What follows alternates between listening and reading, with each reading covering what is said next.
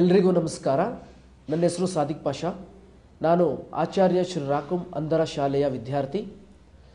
ಇಂದು ತಮ್ಮೆಲ್ಲರಿಗೂ ನಾನು ಮೊಬಿಲಿಟಿ ಈ ವಿಷಯದ ಸ್ಥೂಲ ಪರಿಚಯವನ್ನು ಮಾಡಿಕೊಡ್ತಾ ಇದ್ದೀನಿ. ಮೊದಲಿಗೆ ನಾನು ಹಿಡಿದಿರೋದು ಇದನ್ನು ಮೊಬಿಲಿಟಿ ಕೇನ್ ಅಂತ ಕರೀತಾರೆ. ಇದು ನಮ್ಮಂತಹ ಬ್ಲೈಂಡ್ ಜನರ ಜೀವನದಲ್ಲಿ ಮಹತ್ವವಾದ ಪಾತ್ರವನ್ನು ವಹಿಸುತ್ತೆ. ಇದನ್ನು ಬಳಸಿಕೊಂಡು ನಾವು ಸ್ವತಂತ್ರವಾಗಿ ಓಡಾಡಬಹುದು. ಇದನ್ನು ಮೊಟ್ಟ ಮೊದಲ ಬಾರಿಗೆ ರಿಚರ್ಡ್ ಹೂವಿಯರ್ ಅಂತಕ್ಕಂಥವರು 1946ರಲ್ಲಿ ಕಂಡುಹಿಡಿದರು. ಆ ಸಮಯದಲ್ಲಿ ದ್ವಿತೀಯ ಮಹಾಯುದ್ಧದ ಪರಿಣಾಮದಿಂದ ಹಲವಾರು ಜನರು ಅಂಗವಿಕಲರು, ಅಂಧರು ಆಗಿ ಅವರಿಗೆ ಓಡಾಡುವುದು ಕಷ್ಟಕರವಾಯಿತು. ಹಾಗಿದ್ದಾಗ ಅಲ್ಲಿನ ನಿವಾಸಿ ರಿಚರ್ಡ್ ಹೂವಿಯರ್ ಇವರ ನೋವನ್ನು ಕಂಡು ತಾನೇನಾದರೂ ಇವರಿಗೆ ಮಾರ್ಗ ಸೂಚಿಸಬೇಕೆಂದು ತಾನು ಶ್ರಮಪಟ್ಟನು. ಇದರ ಪರಿಣಾಮವಾಗಿ ಇವತ್ತು ಈ ವೈಟ್ ಕೇನ್ ಬೆಳಕಿಗೆ ಬಂದಿದೆ.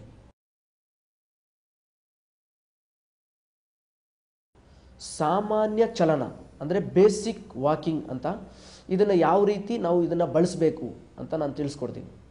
ಈ ಕೇನನ್ನು ನಮ್ಮ ಬಲಗೈಯಿಂದ ಹಿಡಿದುಕೊಂಡು ನಮ್ಮ ಹೊಟ್ಟೆಯ ಸಮಕ್ಕೆ ಅದನ್ನು ಹಿಡಿದು ನಮ್ಮ ಅಂಗೈ ಅಷ್ಟು ಗ್ಯಾಪನ್ನು ಬಿಡಬೇಕು.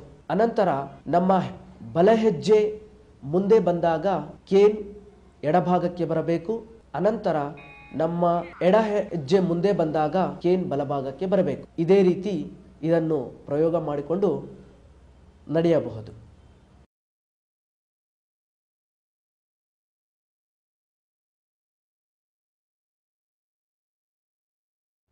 ಸೈಡ್ ವಾಕಿಂಗ್ ಅಥವಾ ಅಕ್ಕಪಕ್ಕದ ಚಲನ. ನಾವು ಕೇನನ್ನು ಬಲ ಕೈಯಿಂದ ಹಿಡಿದು ಹೊಟ್ಟೆಯ ಸಮಕ್ಕೆ ಅದನ್ನು ಇಟ್ಟುಕೊಂಡು ನಾವು ಬಲಭಾಗದಲ್ಲಿ ನಡೆಯುತ್ತಿದ್ದರೆ ಬಲಭಾಗಕ್ಕೆ, ಎಡೆ ಭಾಗದಲ್ಲಿ ನಡೆಯುತ್ತಿದ್ದರೆ ಎಡಭಾಗಕ್ಕೆ ಕೇನನ್ನು ಬಳಸುತ್ತಾ ನಾವು ಸಾಗಬಹುದು.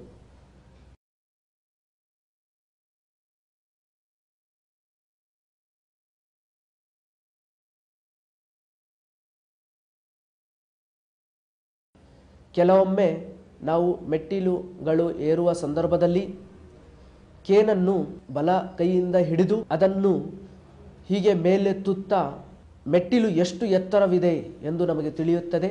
ಆಗ ಸುಲಭವಾಗಿ ನಾವು ನಮ್ಮ ಕಾಲನ್ನು ಇಡುವುದರ ಮೂಲಕ ನಡೆಯಬಹುದು.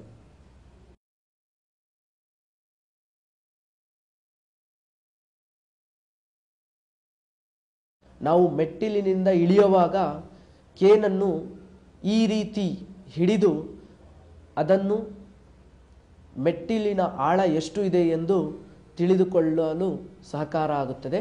ಆಗ ಸುಲಭವಾಗಿ ನಾವು ಇಳಿಯಲು ಸಾಧ್ಯ.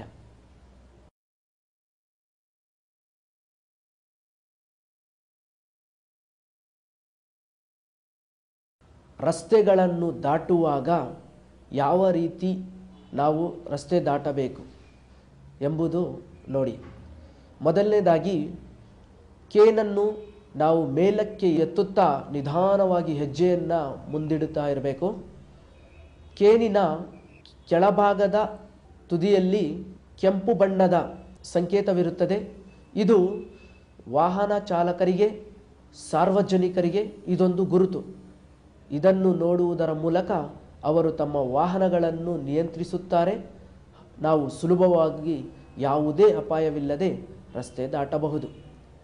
ಈ ಕೇನಿನ ಮಹತ್ವತೆ ನಾವು ತಿಳಿದುಕೊಂಡು ನಾವು ಬಳಸಿದ್ದಲ್ಲಿ ನಾವು ಪರರ ಮೇಲೆ ಅವಲಂಬಿತವಾಗುವುದು ತಪ್ಪುತ್ತದೆ.